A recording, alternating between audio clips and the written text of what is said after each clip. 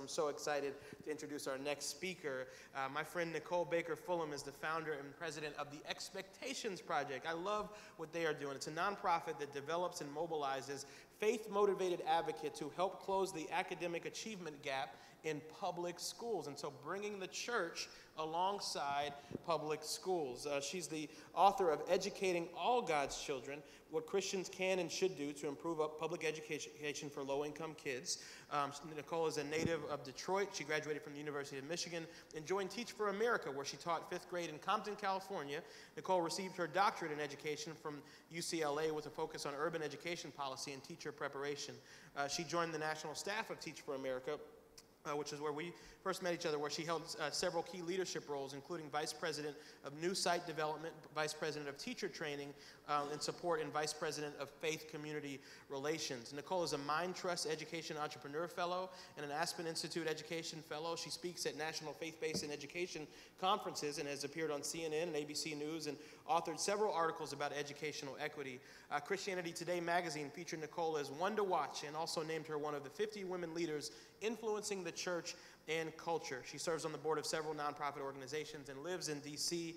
With her husband and their 3 children. And Nicole's going to talk about the subjugation that young people go through when they don't have access to a quality education and what we as believers can do about that. Please welcome Nicole Fullam.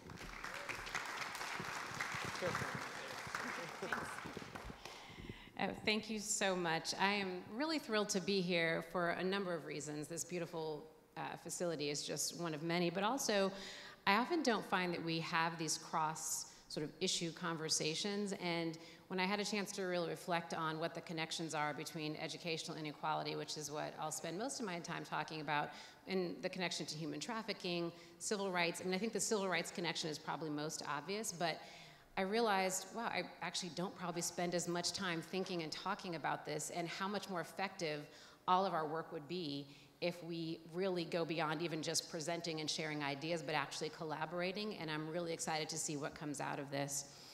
So when reflecting on these connections, I mean, I think there's some that are fairly obvious with educational inequality and human trafficking in particular. I mean, first of all, schools are where all of our young people gather every day, and they're supposed to be places that keep our young people safe and help them feel valued and understand a bit more about who they are.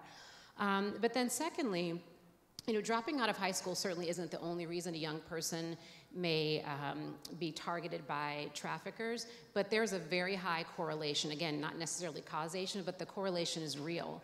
And if kids aren't feeling that school is a valuable place for them and they're dropping out, they're going to be subjected to other things coming into their lives. And then finally, you know, educational disparity is more likely to be found in low-income communities.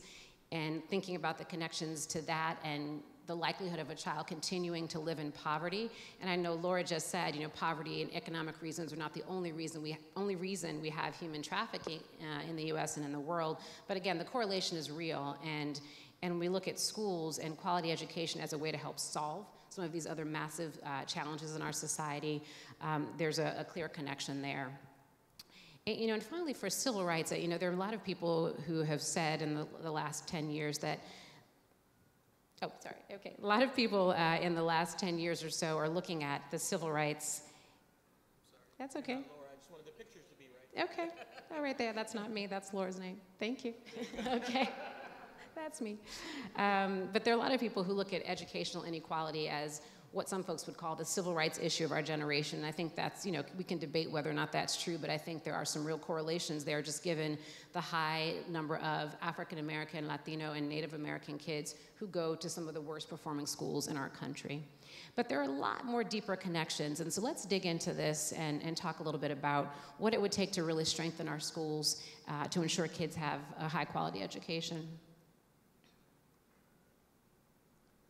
Okay, I think there were slides, but I think maybe they're not there. So we're just gonna chat. If anyone can find them, feel free to pop them in there. Otherwise, I think I will just go with my talk from memory. Hopefully my memory is still pretty good. I'm getting a little old. We'll see how I do. So one of the places where I like to start in this conversation is really looking at the history of the civil rights movement. So my parents both went to segregated schools and sort of towards the end of the Jim Crow era. And one of the things that my grandfather, who of course watched all this happen, he's in his 90s and thankfully still with us today, we've talked about this a lot. He said, you know, Nikki, when I watched the Brown versus Board of Education decision in 1954, you know, we really thought that would be a moment to literally change things dramatically for all kids in our nation. And he said, you know, when I look at what's happening now, I still see this very separate and unequal school system in our country. And he is perplexed still, wondering, you know, how did this happen? This was supposed to be the moment. And when I look at my children, who are school-age kids, there's still this massively, very separate but unequal school system in our country. So you can look pretty obviously based on a zip code and look at the income level of the community, average household income in that community. And there's a direct correlation, literally, to the outcomes of kids in those public schools. So kids in suburban, wealthier communities are much more likely to graduate from high school, go on to college, and ultimately find their purpose. Their schools are well-resourced, they have advanced placement classes, they have phenomenal teachers, extracurricular activities. Their futures are really, really secure. But when you look at a set of schools in any low-income community, you see a dramatically different outcome. Of the 16 million kids living in poverty in the United States, 16 million, only half of them will ever graduate from high school. Only 1 in 10 of them will ever go on to college. Their schools are under-resourced, the expectations are incredibly low for the kids in those schools, and ultimately, I would argue that they're not fulfilling their God-given purpose. We think about the possibilities of what can happen when we as the church really step into this space and become the hands and feet. The possibilities are truly, truly endless. But if we don't step into this space, what's going to happen to these millions of kids that are growing up in poverty? One of the major verses that really drives the work that we do with the Expectations Project is Jeremiah 29:11. For I know the plans that I have for you, says the Lord, plans to prosper you, to bring you hope and a future. And apologies if I'm not quoting it directly, but that's the general idea. And one of the things that we deeply believe, when schools are at their best, at their highest and best, they're literally helping young people find their purpose. Of course, there's an ultimate God-related connection to helping one find one's purpose, but schools should be helping to facilitate that. So when you think about this, reflect on your own schooling. School is where the place you learn it's the place ideally where you learn how to read, how to solve complex math problems, how to negotiate social relationships, how to feel valued, and hopefully how to feel smart.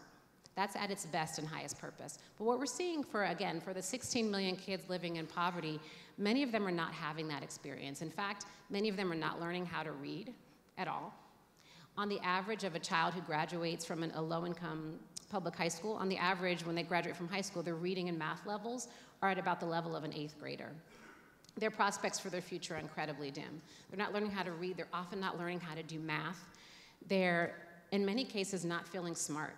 I taught 5th grade in Compton, California, which Joshua shared, and I literally had students in my class in the 5th grade who were illiterate, functionally illiterate, and literally when we tried to access additional tutoring opportunities for them, I had students say, Ms. Baker, don't bother with me. I know I'm not smart. Find someone else to help. I'm not the one who's going to be able to achieve.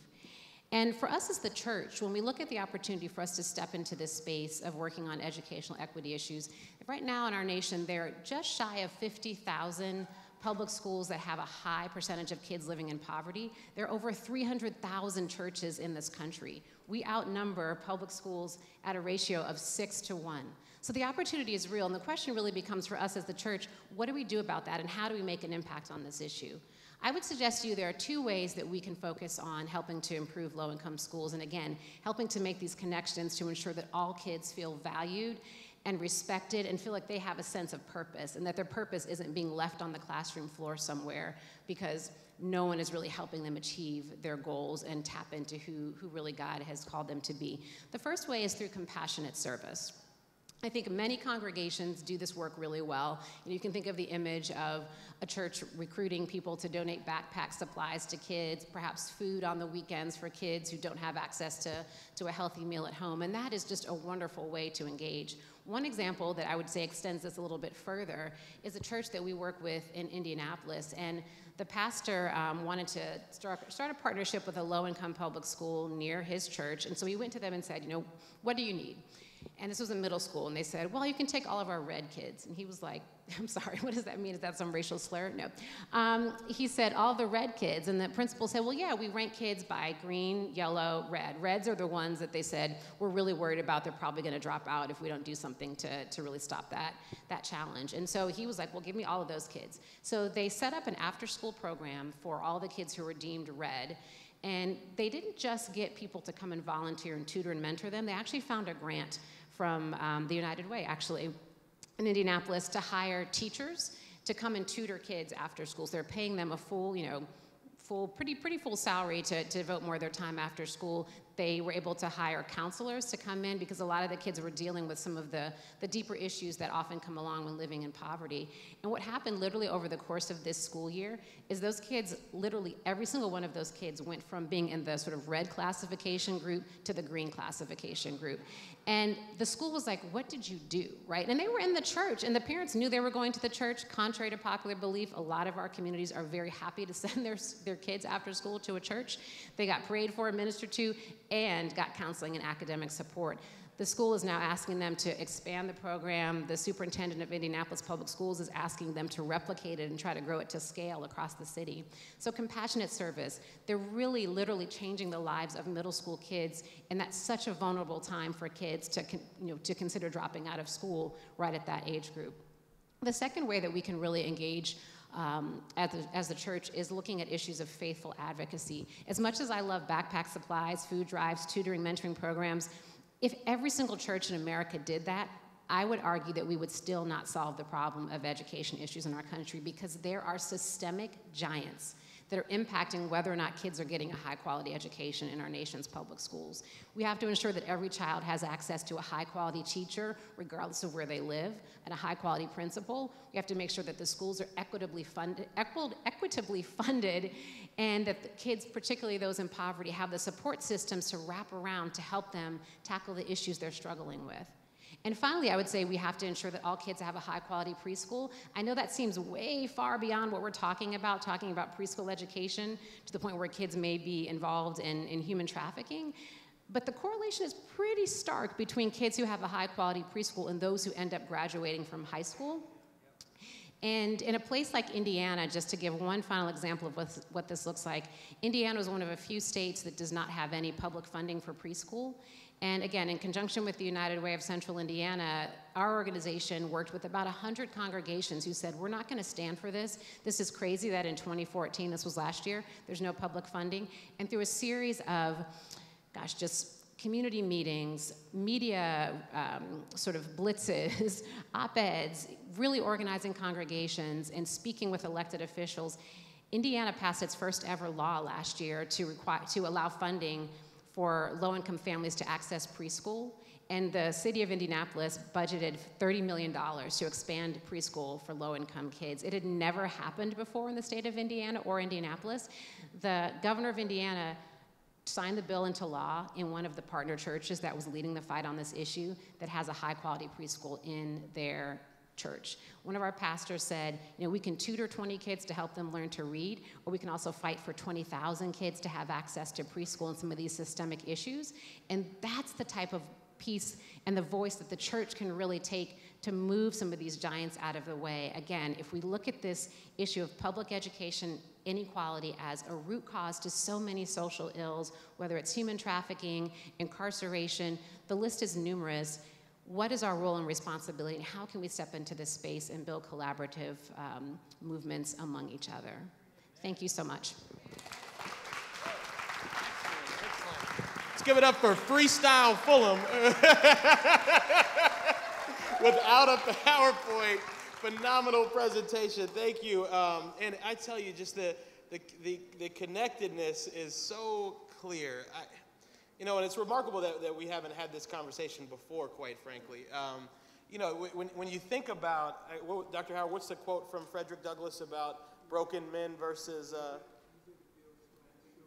easier to build strong children than repair broken men, and certainly the same can be said of women as well. If we can get them on the front end, not just in terms of protection and prevention for possible victims, although that is absolutely key, but also getting these boys early before they get into pipelines and places where they can become exploiters themselves. That is an investment that is worth making. And I'm just going to put it out there because this is a keeping it real conversation. And then we'll move on to our next speaker because this is unscheduled. But we've got to get beyond this notion that there are some things that white churches just don't do or that black churches just don't do and talk about.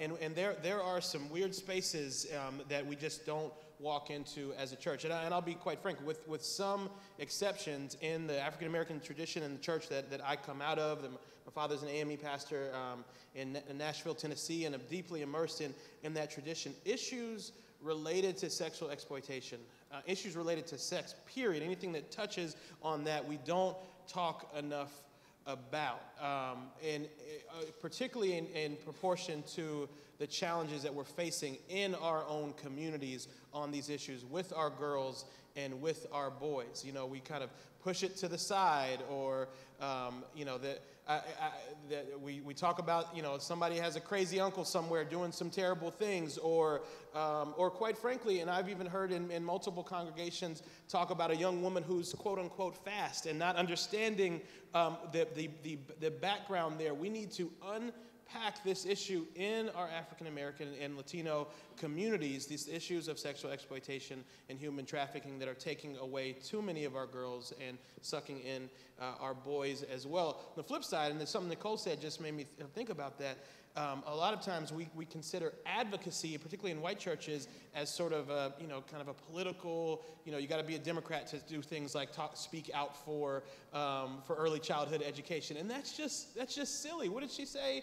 Would you rather support 20,000 kids, or what was it? Would you rather tutor 20 kids or get preschool for 20,000? That's just a simple equation, and I want that to kind of sink in a little bit, because it's not a Republican issue, it's not a Democratic issue, it's not about who you're voting for, what party or candidate you're supporting. It's about these kids. And so we got to just kind of think about the areas that our churches traditionally don't walk into, that we traditionally don't talk about, ask ourselves the question why that is, and get in each other's spaces a little bit more than we've been in the past. It's worth it to break down some of these walls.